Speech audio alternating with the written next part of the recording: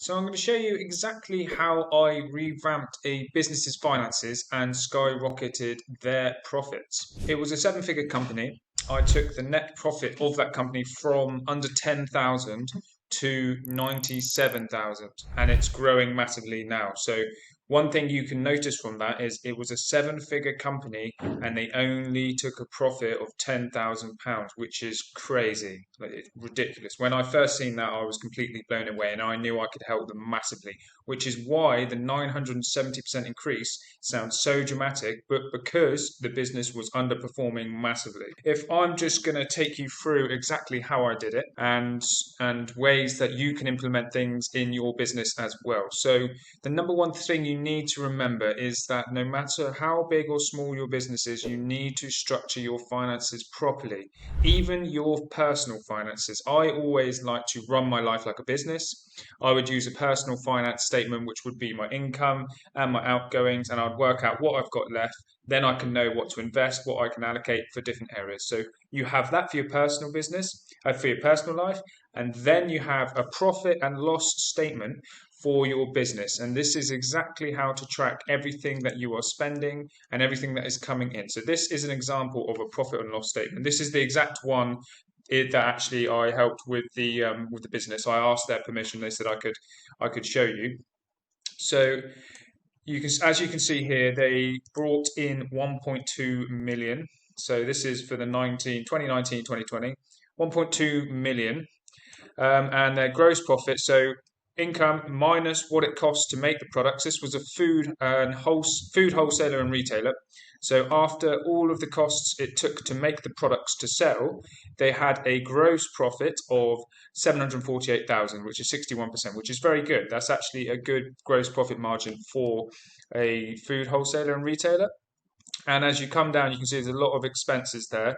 And we get to the net operating income, also net profit, essentially. We don't need to worry about this bottom bit for now, which is a few extra things.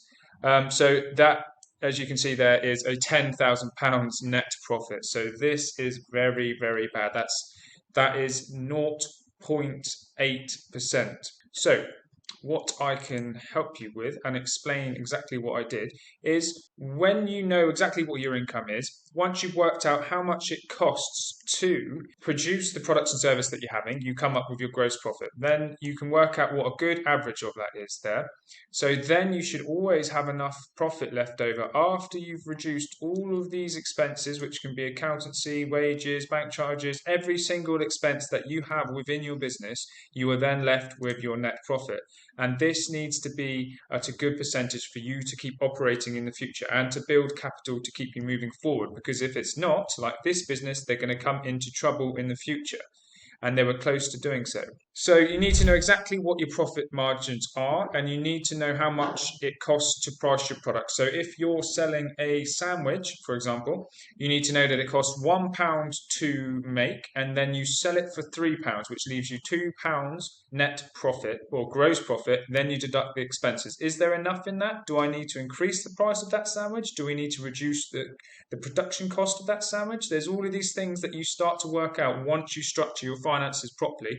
This is why it's so important that everybody should do it, even if you're only making £20 a month. It doesn't matter. You start when you open the business and you get used to analysing these finances as you go along. So your figures should be analysed weekly, monthly, yearly, and you adjust and you look at the overspending as you go along. So what I did was I then went through all of the figures and I would be like, okay, where are there large amounts of spending? So it was in the ingredients cost. I knew that the gross profit here wasn't that bad. So I knew that we wouldn't reduce the ingredients that much, but I have a look at it anyway because it's a large expenditure. We've got admin wages, we've got advertising, we've got distribution wages, equipment rental, kitchen wages, light and heat, meals, professional fees. Basically, what it came down to, that the most areas that were being spent were the wages, which is nearly £500,000, which is massive. That's 40% of the business. Equipment rental was quite a lot, but we really couldn't reduce that much. And rent was 53,000. So they had 5 properties or businesses that they were operating in different areas. So it had quite a large amount of costs attached to that. But the main thing for me was the wages, which is way too high. So what we then did over the next few months was implement some some systems and strategies within that. So we would just break down exactly where the wages were coming from. So admin wages, we broke that down and seen where all the cost was going from. We found out that there was too many people doing the same things over and over again, so we reduced some people there. We had professional fees as well. There was people doing things that they just didn't need to be doing and were costing far, far, far too much. So we managed to automate a lot of processes. We also systemized some, and we also outsourced some to some cheaper people who were doing it online from across the world, who cost less and would do it instantaneously, which is fantastic for any business. So we saved a lot of money there. And then on the rent as well, we managed to come up with some deals for the next 6 months, which was really beneficial to them as well. So in the end, it was a few small changes, but over the whole period of a whole year, it made a massive, massive difference. And it's only going to compound into the future as they keep an eye on these figures and as you analyze them as you go along and make sure that they don't get out of control. So it ended up with a £97,000 net profit, which is only an £87,000 difference, but it's a 970% increase within that year from what it was. And it's only going to keep on growing. So it's very powerful. And to them, that was massive because then they could reinvest back into their business and keep scaling and growing. That's why it's so important. You should analyze your finances no matter where you are. It's really, really important to understand that if you're not making enough profit, then you're not going to be able to reinvest, to grow, to scale, to get where you want to go.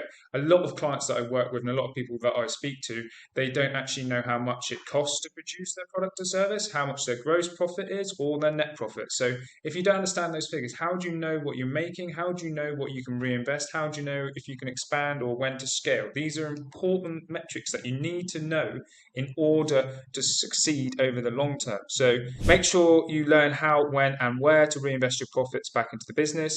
Build up working capital for future opportunities. So if you make £100,000 net profit in 1 year, you want to put £20,000 in the bank, which is working capital saved for future opportunities in case something comes up in the future. And then you can reinvest 80,000 into marketing, into sales, into expansion, into whatever your business is doing. So very, very important. There's some good tips for you. If you want this exact spreadsheet that I use here, which is a really, really good way to start off structuring your finances for any business, I've put the link in there below as well. And if you want to optimize your finances and start scaling your business to 6 figures and beyond, book a call with the link below and we'll see if we can help you out.